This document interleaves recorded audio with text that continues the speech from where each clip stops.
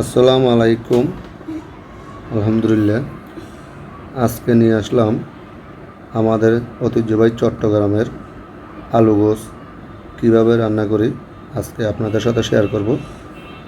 এখানে 10 কেজি গরু মাংস নিয়েছি, নিয়ে এখানে 150 গ্রাম পরিমাণ লবণ দেওয়ার পরে 100 গ্রাম হলুদ গুঁড়া এবং 150 গ্রাম লাল মরিচের গুঁড়া, 50 গ্রাম পরিমাণ ধনিয়ার গুঁড়া দিয়ে দিচ্ছি এবং আদা রসুন দিচ্ছি 250 গ্রাম করে 500 গ্রাম, দুইটা একসাথে মিক্সার, এবং একটু জিরা বাটা, এটা হলো মিষ্টি জিরা বাটা 25 গ্রাম, চিকন জিরা বাটা 50 গ্রাম, এবং এখানে নারকেল বাটা এবং বাদাম বাটা দিচ্ছি 50 গ্রাম, সাদা সরিষা দিয়েছি 100 গ্রাম পরিমাণ। এখানে কয়েকটা গরম মশলা দেওয়া হচ্ছে, এলাচি, দারচিনি, তেজপাতা দিয়ে একটু পরিমাণে অল্প একটু পানি দিচ্ছি। পানি দিয়ে এখানে 1 কেজি খাঁটি সরিষার তেল দিয়ে আমাদের চট্টগ্রামের আলু গোশটি রান্না করা হবে। এখানে কোনো সয়াবিন তেল আমরা ব্যবহার করব না। এখানে দেওয়া হচ্ছে 1.5 কেজি পরিমাণ পেঁয়াজ কুচি, মোটা পেঁয়াজ কুচি 1.5 কেজি পরিমাণ, এবং আলুর মাংসটা একটু কষানো পরে দিচ্ছি আমরা কয়েকটা টমেটো 1/2 কেজি পরিমাণ। এখানে মাংসটা একদম ভালো মতো কষিয়ে নিতে হবে। এখানে একদম ঝোলটা গাঢ় গাঢ় হয়ে গেলে আমরা এখানে আলুগুলা দিব।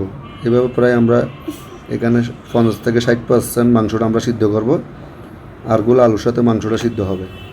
এখন আমাদের মাংসটা কষানি চলতেছে, দেখুন একদম পেঁয়াজ টিয়াজ প্রায় গলিয়ে আসছে, আমাদের প্রায় 50% কষানি হয়ে গেছে মাংসটা। এখন আমাদের মাংসগুলা কষানোর পরে আমরা আলুগুলা দিব। আলুগুলা প্রায় 50 গ্রাম হইতে 60 গ্রাম একটা আলু পরিমাণ সাইজ করে আমরা কেটে নিয়েছি। এভাবে আলুগুলো আমরা একটু ভালো মতো কষিয়ে নিব। কষানোর পর আমরা জলটা ব্যবহার করব। দেখুন প্রথমে আপনারা মাংসের সাথে আলুটা ভালো মতো একটু কষাইতে হবে যেন এর ভিতরে একটু মশলাটা ঢুকা। এখন আমাদের গরম পানি দেওয়া হয়ে গেছে। এইভাবে আলুটা আমাদের প্রায় 80% আমরা এখানে সিদ্ধ করে ফেলব আলু সহ। 20% আমরা দমে সিদ্ধ করব, কারণ আমরা চুলা একবার রান্না করি না, আমরা দমে রাখি। দমে রাখার খাবারটা মজাটাই আলাদা। এভাবে আমাদের আলুগুলো প্রায় 80% হয়ে গেছে। আমরা আলুগুলো প্রায় ঝোলটা গাঢ় হয়ে যাবে, আস্তে আস্তে গাঢ় হয়ে যাওয়ার পর আমরা আলুটা নিচে নামায় ফেলবো। এখন আমাদের আলুটা নামানো হয়ে গেছে। 20% আমরা দমে রাখছি। দমে রাখার পরে এখানে দেখেন আলুটা একটু প্রায় হাফ সিদ্ধ হয়ে গেছে। আর 20% এই দমে থাকলে আলুটা কালারটা সুন্দর হবে, আলুটা আরও সুন্দরভাবে সিদ্ধ হবে। তা আপনারা যারা প্রতিনিয়ত আমাদের ভিডিও দেখেন অবশ্যই আজকে আলু চট্টগ্রামের বিখ্যাত আলু গোছ এটা কীরকম হয়েছে অবশ্যই জানাবেন। এখানে আমাদের মিক্স মশলা একটু রাঁধুনি এবং জায়ফল জয়িত্রী গুঁড়ি আমরা আলু রান্না করার পরে এখন দিয়ে দিচ্ছি একটু গ্যারানের জন্য। তো দেখুন আমাদের আলু গোশটি মাশাআল্লাহ প্রায় একদম রেডি।